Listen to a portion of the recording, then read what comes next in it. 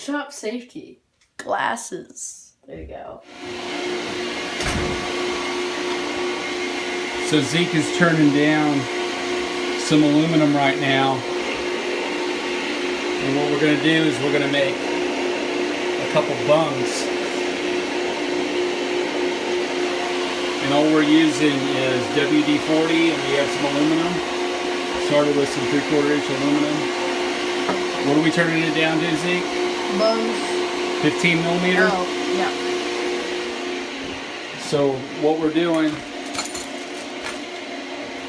is we have our aircraft.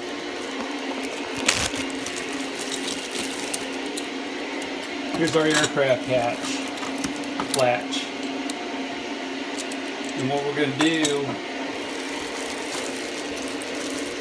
is we're going to recess a bung or two bungs into the back of the tank so that we can mount this latch, the hasp for the latch.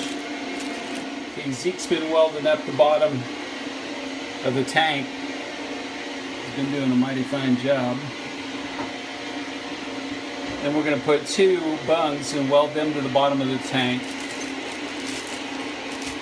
And then this will be welded. Yeah.